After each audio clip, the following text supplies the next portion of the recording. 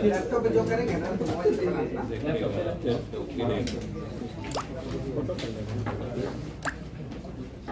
अरे इसको बात में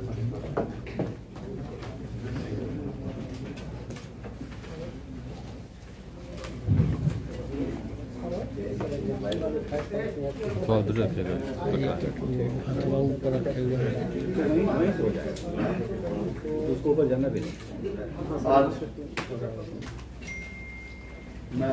आज के इस कार्यक्रम में माननीय मंत्री शिक्षा विभाग महोदय का हार्दिक स्वागत करता हूं। मैं आज इस अवसर पर उपस्थित अपर मुख्य सचिव शिक्षा विभाग का भी हार्दिक स्वागत करता हूं और यहाँ उपस्थित अन्य सभी विभागीय पदाधिकारी और अन्य मीडिया के प्रतिनिधि और अन्य सभी बंधुओं का हार्दिक स्वागत। आज माध्यमिक शिक्षक पात्रता परीक्षा STET 2019 जिसका आयोजन ऑनलाइन रूप से गत वर्ष किया गया था, उसके परीक्षा फल का प्रकाशन माननीय शिक्षा मंत्री महोदय के कर्तव्यों द्वारा किया जा रहा है। इस परीक्षा में आज 15 विषयों में से 12 विषयों का परीक्षा फल जारी किया जा रहा है, जिसमें पेपर 1 में कुल 1,09,667 परीक्षार्थी और पेपर 2 में कुल 45,284 परीक्षार्थी, अर्थात इन 12 विषयों में कुल 1,54,951 परीक्षार्थी सम्मिलित हुए थे, जिनमें आज जिनका परीक्षा फल थोड़ी देर में अभी माननीय मंत्री महोदय के कर कमरों द्वारा जारी किया जाएगा। मैं अनुरोध करना चाहूंगा माननीय मंत्री महोदय से कि कृपया इस अवसर पर परीक्षा फल जारी करें। बिहार विद्यालय परीक्षा बोर्ड के सर्वे सर्वा हमारे आनंद किशोर जी, निदेशक प्राथमिक शिक्षा रंजीत जी और यहाँ उपस्थित सभी सम्मानित मीडिया के साथियों, आज का जो मुख्य मकसद है और जो कार्यक्रम है उसकी रूपरेखा या उसके मूल बिंदु को हमारे आनंद किशोर जी ने आपको बताया है। ये कई मायने में महत्वपूर्ण है आज का दिन जो है, इसीलिए विशेष रूप से हमने आप सबों को यहाँ आमंत्रित किया है। एक तो ये खास उपलब्धि है इसलिए कि आपने देखा होगा, जैसा कि आपको बताया गया है, कि ये कोरोना काल में कोरोना के गाइडलाइंस प्रोटोकॉल का पालन करते हुए ये चुनौतीपूर्ण काम लगभग 1,78,000 छात्रों का इम्तिहान लेना, ये अपने आप में चुनौती भरा काम था। और ये बिहार विद्यालय परीक्षा समिति ने इस काम को सफलतापूर्वक अंजाम दिया है। इसके लिए हम विभाग की तरफ से आनंद किशोर जी को और उनकी पूरी टीम को बधाई देते हैं और शुभकामनाएं देते हैं। उससे भी महत्वपूर्ण है जो सरकार की तरफ से आप सबों ने बराबर देखा होगा कि हम लोग सरकार की तरफ से बताते रहते हैं कि शिक्षा विभाग में हम लोग इतने नौजवानों को रोजगार के अवसर मुहैया कराने वाले हैं और उसके पहले इतने लोगों को जो स्कूल में है उसका भी ब्रेकअप है। 16,000 कुछ है पेपर 1 यानी कुछ 9th-10th में, और बाकी 8,000 कुछ है पेपर 2 यानी 11th-12th के लिए। इतने शिक्षकों की नियुक्ति लगभग पक्की एक तरह से समझी जाएगी। और इससे भी अधिक, जैसा कि हमने कहा, अब हम लोगों का अगला लक्ष्य, अगला निशाना है जो 5 अप्रैल को जो उसी परीक्षा से संबंधित कुछ लोग बाहर में भी हमारे अभ्यर्थी लोग आए हुए थे, उनको भी हम लोगों ने बताया है कि हम लोग तो भाई आगे बढ़ के चाह रहे हैं।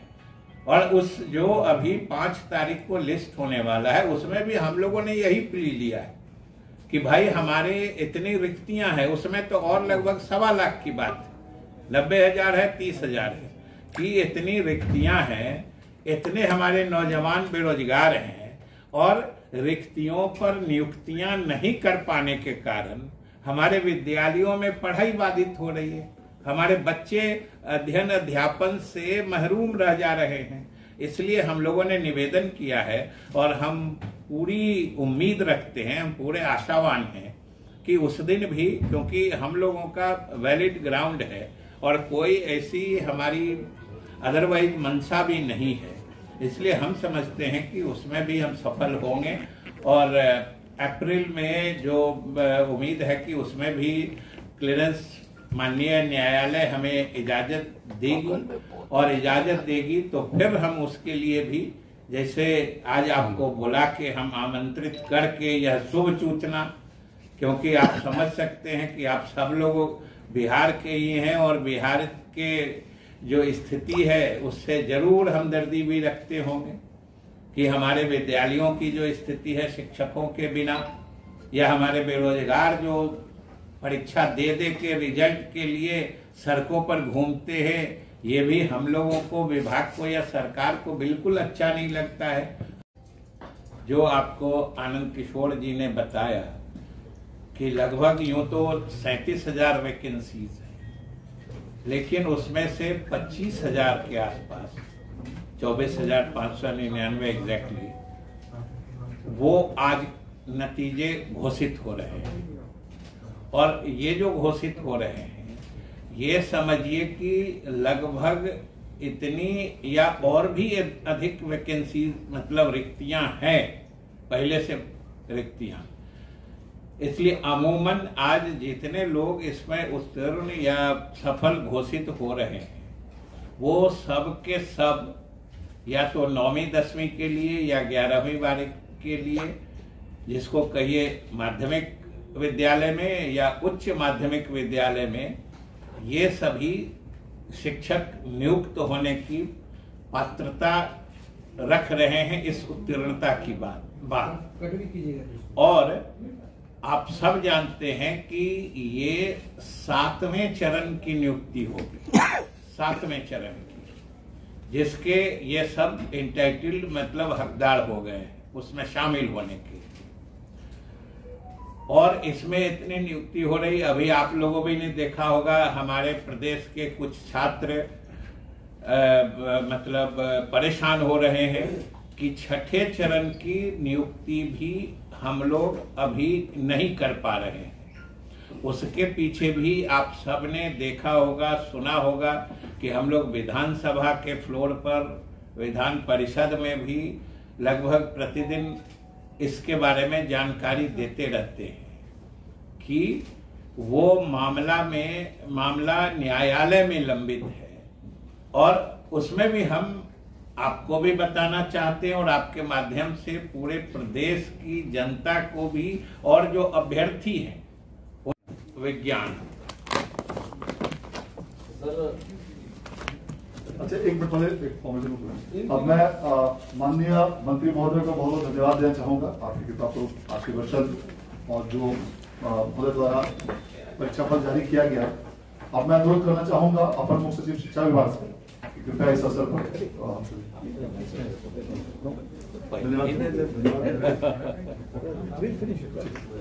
तो इसीलिए आप सभी लोगों को बहुत बहुत धन्यवाद आज के इस प्रेस कॉन्फ्रेंस में भाग लेने के लिए।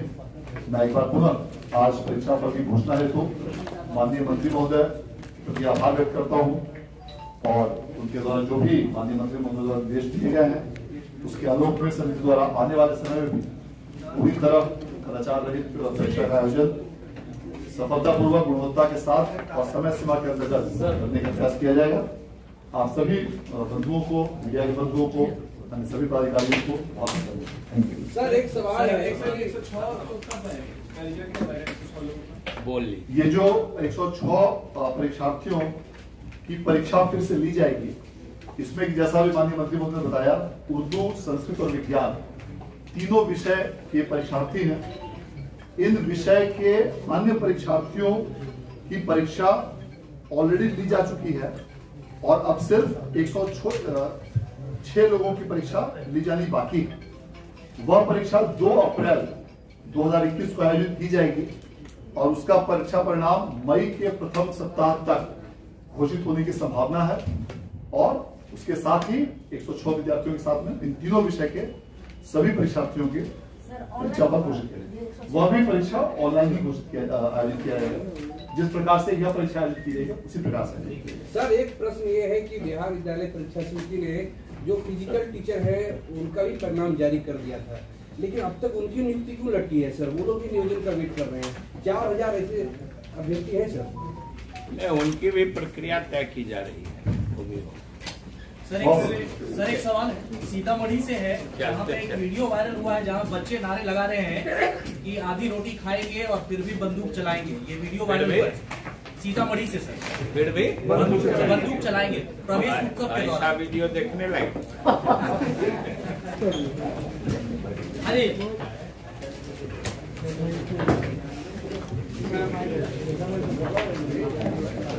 उसमें कहीं से कहीं चला जाता है न्यूज, लेकिन इस तरह के माहौल में भी कोई कहीं से लीक साबित नहीं हुआ। उसमें भी वो जमुई वाला जो कांड था, हमने तो विधानसभा में भी कहा, आप ही लोग ईमानदारी से सोच के बताइए कि अगर स्टेट बैंक के लॉकर में, चेस्ट में हम अपना प्रश्न रखते हैं, इससे ज्यादा सुरक्षा का उपाय और क्या सोच सकता है? आप अपना, कोई आदमी अपना सबसे कीमती सामान या कीमती चीज कहां रखता है? सोच के बताइए। और शिक्षा विभाग और विद्यालय परीक्षा समिति ने तो जैसे घर के वैल्यूएबल सामान को जो सबसे सुरक्षित स्थान पर रखने का तरीका लोग अपनाते हैं, उस हिसाब से इसने स्टेट बैंक में रखा था, उसके लॉकर में। और तब उसमें भी जो पेपर लीक किया, ये सुरक्षा के प्रबंध देखिए कि उसने किसी को दिया, 10 सेट में रहता है क्वेश्चन पेपर, उसने जिसको दिया होगा उसको वो पेपर भी नहीं आया होगा, वो सेट क्वेश्चन का मिला भी नहीं था। लेकिन हम लोगों ने सिर्फ अपने परीक्षा प्रणाली की परिशुद्धता और विश्वसनीयता बहाल रखने के लिए हम लोगों ने निर्णय लिया कि एक बार इस तरह के समाचार या इस तरह की बात आ गई है संज्ञान में, तो फिर भी उसका हम लोगों ने कैंसिल करके फिर से परीक्षा हो रही है। ये भी हम लोग आश्वस्त थे, जो उससे कहीं कोई लीक होके किसी ने नाजायज फायदा नहीं उठा लिया था, न उठा पाया था। फिर भी हम लोगों ने कि एग्जाम के सिस्टम पे, हमारे परीक्षा प्रणाली पर किसी के दिल में कोई शंका, शुबा, शक की गुंजाइश नहीं रहे, इसलिए हम लोगों ने उसको रद्द करके फिर से परीक्षा ले रहे हैं। और इस तरह के कठिन परिस्थिति में, चाहे कोरोना हो या आज एग्जाम लेने के जो तरीके हैं, उसमें विद्यालय परीक्षा समिति ने जिस ढंग से अच्छे से जो एग्जाम की सैंक्टिटी होती है, कदाचार मुक्त, इसलिए विशेष रूप से, और आज इस सरकार ने जो वादा किया है बेरोजगारों को रोजगार देने का, रिक्त पदों पर नियुक्ति करने का, उसकी शुरुआत शिक्षा विभाग में हो चुकी है, जो आगे जाने वाली है। और दूसरी बात जो और महत्वपूर्ण है कि परीक्षाओं में, खास करके नियुक्ति संबंधित परीक्षा में, नियोजन संबंधी परीक्षा में, इतने बड़े पैमाने पर परीक्षाओं का आयोजन ऑनलाइन कराना, ऑनलाइन परीक्षा लेके और अंतिम तक इसका रिजल्ट प्रकाशित होने तक इसको सफलता के मुकाम तक पहुंचाना, ये बड़ा चुनौतीपूर्ण था, जिसको हमारे बिहार विद्यालय परीक्षा समिति ने बखूबी अंजाम दिया है। इसलिए हमने इनको बधाई भी दी है। यह भी एक अपने आप में मिसाल है कि जो आने वाला समय है, या जिस तरह का संदेह का वातावरण कोई भी परीक्षा होती है, संदेह का वातावरण चारों तरफ फैल जाता है, उस परिप्रेक्ष्य में ऑनलाइन परीक्षाएं ही मात्र एक भरोसे का विकल्प बच गया। क्योंकि इसमें हम जब विधानसभा के अध्यक्ष थे, अभी हमने वहां पे बहालियां की थी, आप में से बहुत लोग जानते हैं, और उसमें एक से एक मेधावी लोग आए हैं विधानसभा में, असिस्टेंट से लेके सब में बहाल हुए हैं। और उससे जितनी पारदर्शिता से और इतने वाजिब तरीके से ये बहालियां या ये नियुक्तियां हुई हैं और यहाँ भी हो रही हैं। और आप सब जानते हैं कि बिहार विद्यालय परीक्षा समिति ने तो और भी अच्छा काम किया है, सभी नतीजे समय पर आ रहे हैं। अभी आपने देखा पेपर लीक कांड वाले में क्या हुआ, एक आया और सिर्फ उसका फोटो कॉपी या आजकल जो सोशल मीडिया में आता है उस प्रश्न पत्र को देख के वो प्रश्न पत्र कहाँ गया था, जमुई गया था, किस स्कूल में गया था, वो ट्रेस कर लेना, वो स्टेट बैंक के लॉकर से जो निकला उस पॉइंट तक पहुंच जाना जो कहां से लीक हुआ था, ये सिस्टम की इफिशियंसी आप सबों ने भी महसूस किया होगा।